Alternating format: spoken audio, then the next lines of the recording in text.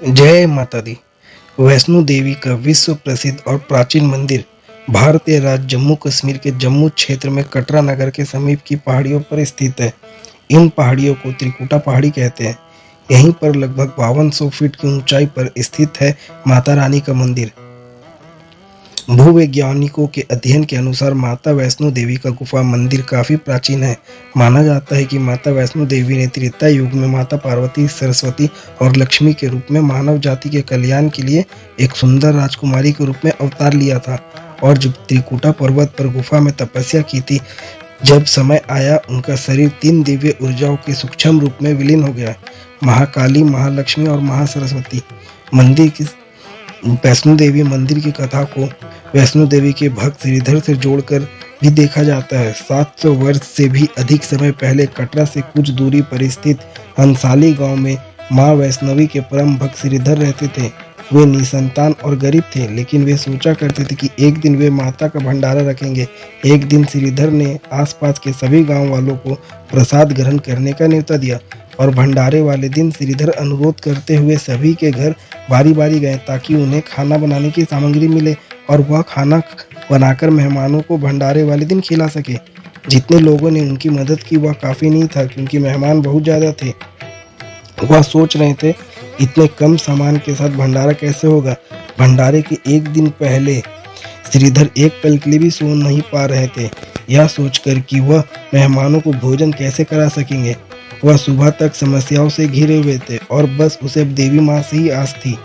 वह अपनी झोपड़ी के बाहर पूजा के लिए बैठ गए। दोपहर तक मेहमान आना शुरू हो गए। श्रीधर को पूजा करते देख वे जहाँ जगह दिखी वहाँ बैठ गए।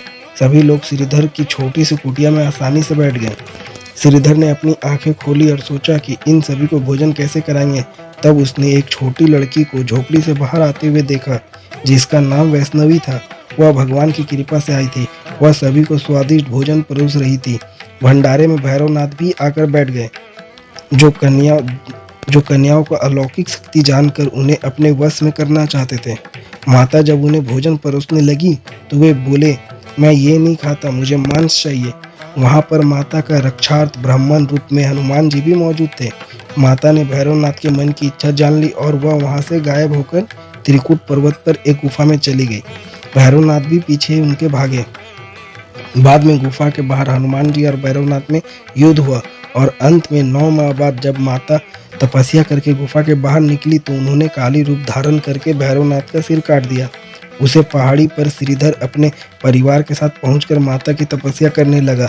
माता ने प्रकट होकर निसंतान श्रीधर को 4 संतान होने का आशीर्वाद दिया और गुफा के बारे में बताया। श्रीधर एक बार फिर खुश हो गए और माँ की गुफा की तलाश में निकल पड़े और कुछ दिनों बाद उन्हें वह गुफा मिल गई। तभी से वहां पर माता के दर्शन के लिए श्रद्धालु जाने लगे।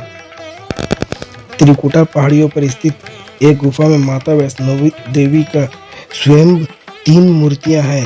देवी काली दाएं, सरस्वती बाएं और लक्ष्मी मध्य पिंडी के रूप में गुफा में विराजित है। इन तीनों पिंडियों के सम्मिलित रूप को वैष्णो देवी माता कहा जाता है। इस स्थान को माता का भवन कहा जाता है। पवित्र गुफा की लंबाई 98 फीट।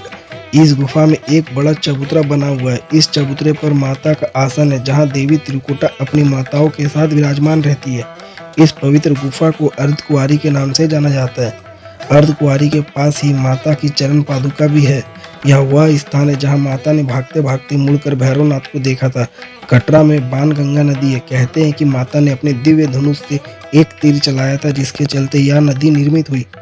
भवन वह स्थान है जहां माता ने भैरवनाथ का वध किया था। प्राचीन गुफा के समक्ष भैरव का शरीर मौजूद है और उसका सिर उड़कर 3 किलोमीटर दूर भैरव घाटी में चला गया और शरीर यहाँ रह गया। जिस स्थान पर सिर गिरा, आज उस स्थान को भैरवनाथ के मंदिर के नाम से जाना जाता है। कटरा से ही वैष्णो देवी की पैदल चढ़ाई शुरू होती है, जो भवन तक करीब 13 किलोमीटर और भैरव मंदिर तक 14.5 किलोमीटर है। यह मंदिर माता वैष्णवी का जागृत स्थान है। कहते हैं कि यहाँ जो भी आता है खाली हाथ नहीं जाता। भारत में तिरुमला वेंकटेश्वर मंदिर के बाद दूसरा सर्वाधिक देखा जाने वाला धार्मिक तीर्थ स्थल है। ऐसा माना जाता है, जब तक माता नहीं चाहती तब तक उनके दर्शन कोई नहीं कर सकता। माता के बुलावे को उनका आशीर्वाद माना जाता है।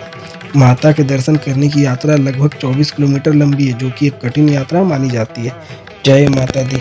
माता दी के अगर भक्त है तो चैनल को सब्सक्राइब जरूर करें।